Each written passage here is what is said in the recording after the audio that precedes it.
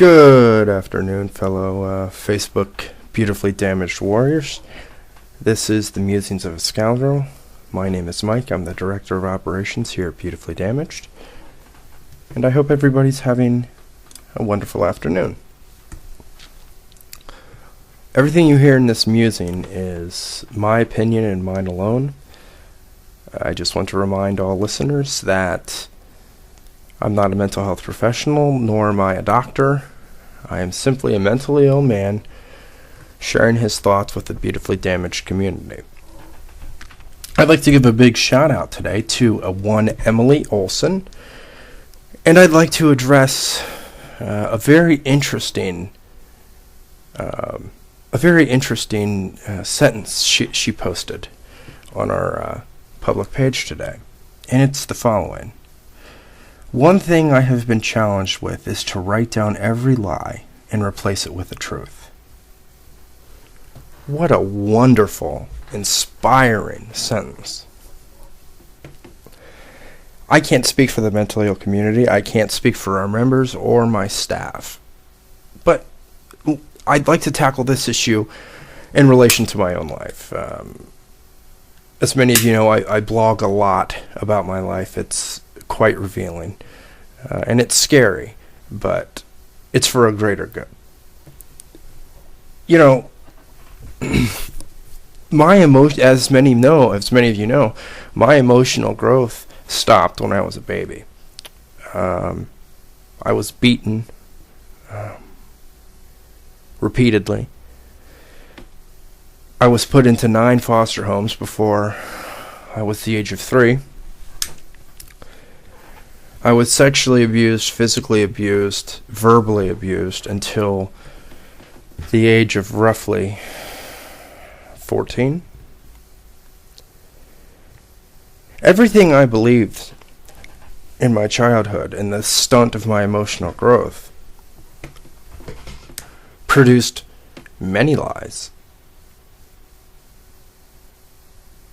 I was taught from a young age that I was a sex toy, I was a punching bag, and that I was unlovable because I kept getting thrown around from home to home to home, suffering more abuse. As I grew up, excuse me, as I grew up, all of the lies of the disorders and the mental illness that I had only became exacerbated as I got older. I didn't know how to express my anger, and the effects were devastating.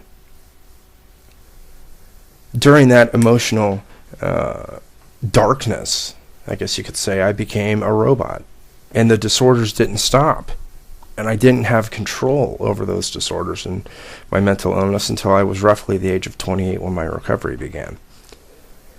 Looking back on the absolute sheer hell that was my life, I'm taking stock now of the lies that my own mind placed in front of me. Those lies fueled my anger and my rage for years and years and years and years. Pretty much my whole life. My whole life is a blur. There are entire years and years that are completely gone. I don't remember them.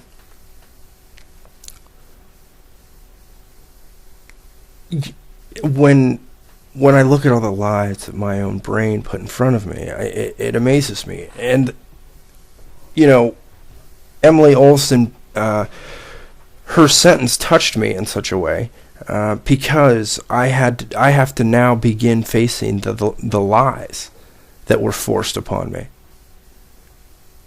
by other people from, such a young age. And once again, this is not a plea for pity. I'm just stating fact.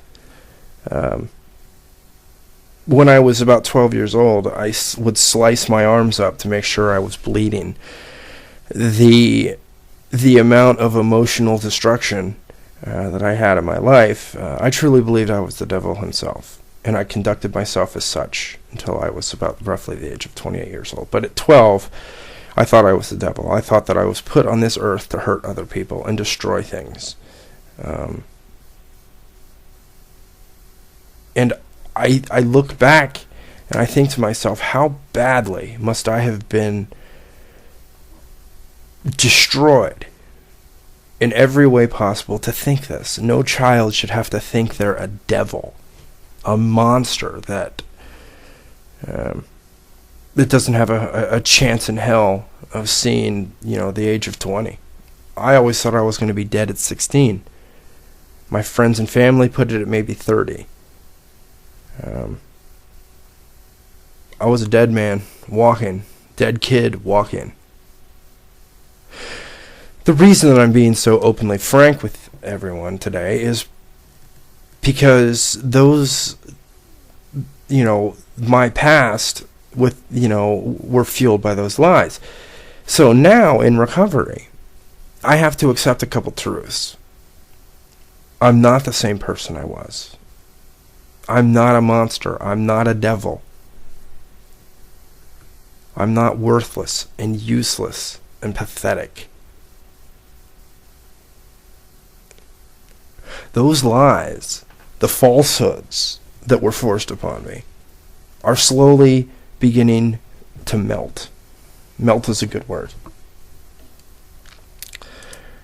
And in retrospect, I think about... Sorry about that, that's my phone. I think about the untold thousands or maybe even millions of people that have had lies forced upon them.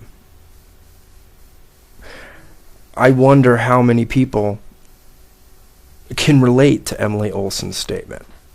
I think it is telling of recovery. We all have to face the lies that are forced upon us, either through abuse or through disorders or through mental illness. When I became depressed, I saw no light pointing towards the end of the tunnel, as I talked about yesterday. And those lies only became stronger. The belief that I had a chance to do something good was a remote possibility until I hit the age of about maybe 30, 31 years old. And then I began to see that, very slowly of course, that maybe the things in my brain weren't real. In the movie Vanilla Sky, in a very particular scene, a character tells Tom Cruise's character that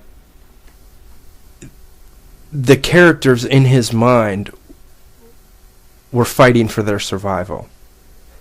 And I believe, the lies that we believe about ourselves are fighting for their existence in our lives.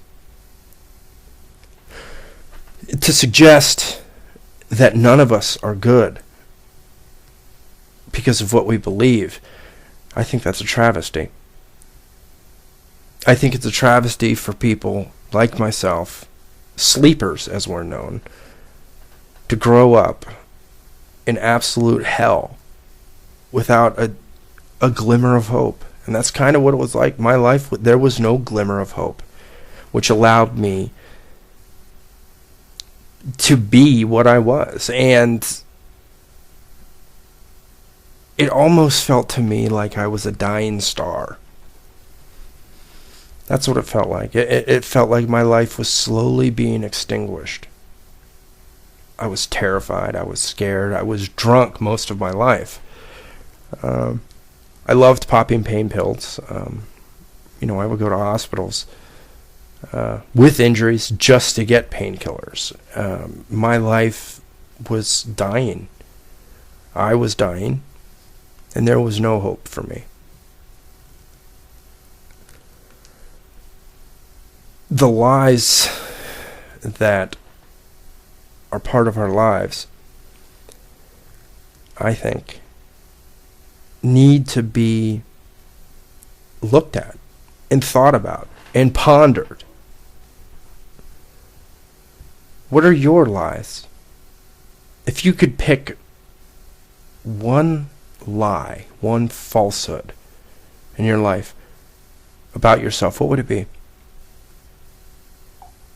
For me, it's a lot of different things. There's a lot of lies that I have yet to overcome, that I fight every day. It's hard to face those lies and try to reprogram your brain to honestly believe good things. And I'm only speaking for me. I'm not speaking for anyone else. It's devastating when you feel like a dying star. When the lies begin to overtake your humanity, it is devastating. That's the only word that that's appropriate. It's devastating. In therapy, we talk about change. We talk about reality. We talk about the past in a third perspective. And my therapist, I think, is trying to get across to me what Emily Olson said so eloquently this morning. What lies am I going to challenge today? Emily Olson has inspired me to really think about the lies and how I am trying so hard to believe that I have a shred of dignity left. That maybe, the dying star in me is gone. The stark contrast of who I am now as opposed to who I was 5 years ago is blinding. And once again, I'm trying to learn how to live again. And part of living again is accepting the fact that these lies, they're not real. They feel real. They appear real because I am experiencing emotion from those lies. But it's not real. It's all manufactured. I think Emily Olson's quote, her sentence was absolutely brilliant and elegant. And I challenge all of my members to think of a lie that was forced upon them. What would it be? And how would you challenge it?